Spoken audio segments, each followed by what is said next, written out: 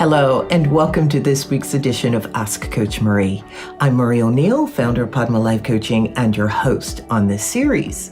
This is the place where you ask a question and I give my unique opinion as a life renewal coach, astrologer, and past life regression facilitator. Please know that I am not a therapist and I will never tell you what you must do. Each week on Friday, a new video is released with me answering 2 questions from the viewers. In addition to the questions, I talk about various other life renewal topics. Let's get started with the questions for this week. Our first question comes from Nick, who is in Miami, Florida. Nick writes, I've been considering moving to Costa Rica due to my economic situation. It's not necessarily my first choice. However, I'm not able to live comfortably in my first choice. I'm torn about making the decision. Do you have any advice? Yes, I do have some advice for you, and thank you for asking this question. In the note that you sent, you said that Costa Rica isn't necessarily your first choice.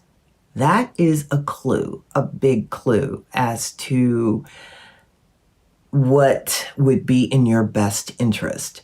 My view is for you to move to the place that is your first choice, and there's a reason for this.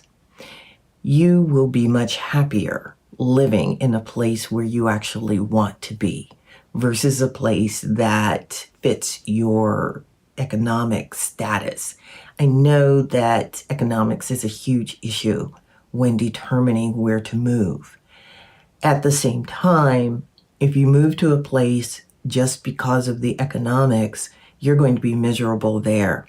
I heard someone say once about a job, taking a job that just pays you money is such a curse. And I believe that for where we live too. There are numerous ways to be able to afford the place where you actually want to be.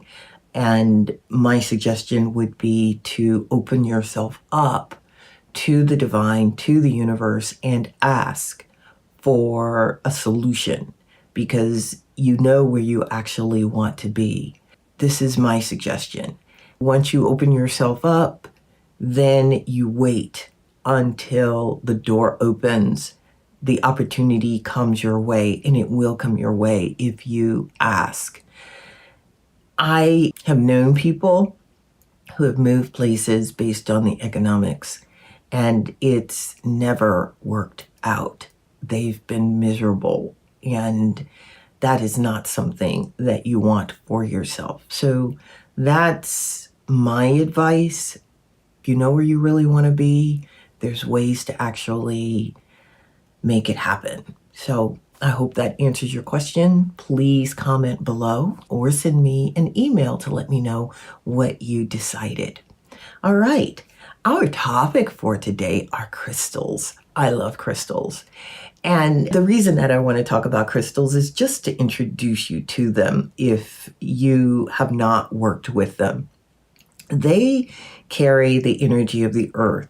And each crystal or each type of crystal has its own energies, attributes, I should say, and how it can help you. They are there to help us, by the way. They have particular energies.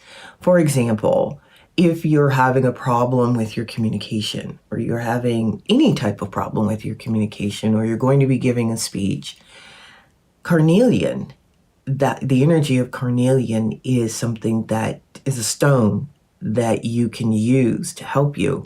What you'd have to do is, of course, clean the carnelian, and if you're female, you can wear it as a necklace, or you can always put it in your pocket. With carnelian or anything related to helping with the throat chakra, it's always good to have it near the throat chakra, but you don't have to.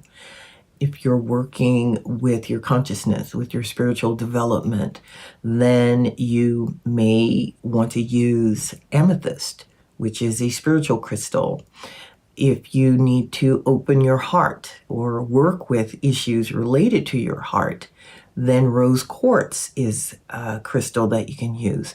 There's a lot of information out here on crystals and books and things. So if you're interested, I would recommend that you Google crystals or go to one of the crystal shops and look at books that have information on crystals. The other thing is certain crystals will call to you.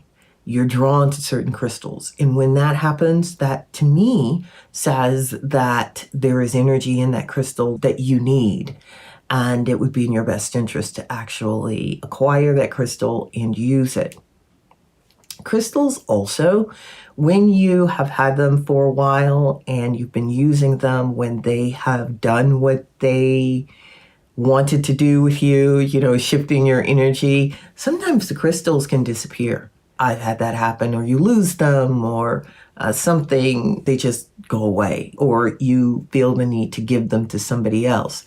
If you have a crystal that doesn't resonate with you anymore, give it to somebody else, because that person may need that crystal.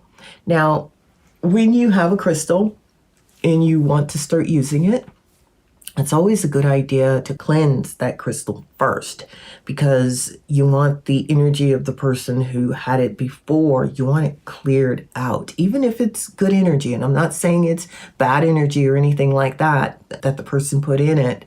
However, you want that crystal to be attuned to you and your energy and what you need. So that's one of the reasons I'm suggesting that you cleanse it. Another thing is, if you buy that crystal from a store, other people have been working with and handling that crystal. So it's a good idea to clean it. When you're going to clean a crystal, there's a few ways to do it. One of the methods that I use is cleansing it with some soapy water, just some regular dish soap, cleaning it, drying it, putting it out in the sun so that the sun can energize the crystal. It's not that it doesn't already have energy. The sun will amplify that energy. And you know how we feel when we go out in the sun. We feel energized too. It's the same with crystals, and that's what you want to do. When you're using a crystal, you can tell when the crystal needs to be cleaned again. Sometimes you just get an intuition, a knowing that it needs to be cleaned. But I would suggest once every month or so, cleanse the crystals and recharge them. Now, with some crystals, you're able to use sea salt to clean them. Some crystals you're not. And the difference is determined by how porous that crystal is. If it's really porous and soft, then you don't want to use sea salt.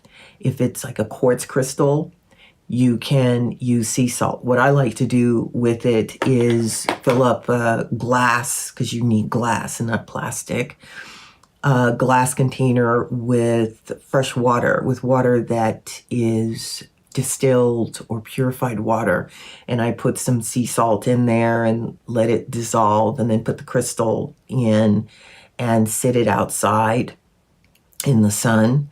If it's a brand new crystal, I actually will let that crystal sit outside for 7 days, because 7 is a healing number. You don't have to do it for 7 days, but that's what I do.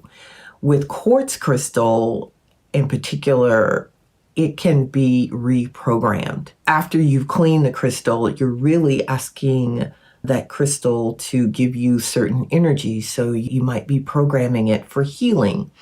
And really all you're doing is putting the crystal up to your heart and saying, I program this crystal. I ask you for healing energy. Or if it's the throat, I ask you to please help my throat chakra, help me to speak well. You word your message to the crystal in your unique way.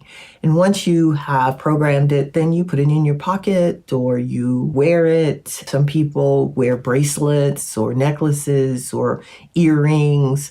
So that's what I wanted to say about crystals.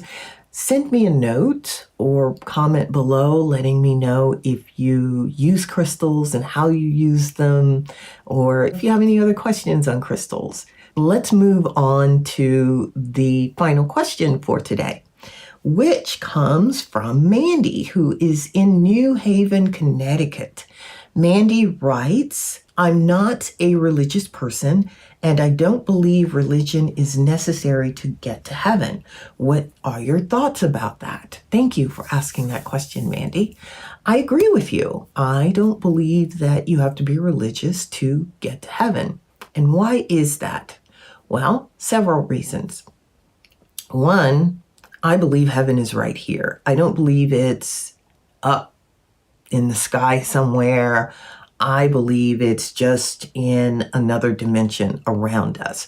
I believe once we shed our physical form and we go back to just pure light, we are home. We are in, quote, heaven. When we're here on the earth plane, in this particular reality, what we're doing is gaining experiences, and we're learning, and we're developing our consciousness. That's really what we're doing, and we're doing that through relationships. If you have good intentions, because it's all about your intention with what it is you do. If your intention is good and honorable, do no harm, helping other people, then what else do you really need? That's not to say that religion isn't important for some people. I think it is. And it can certainly give you a code of how to behave out in the world. And that can be a good thing.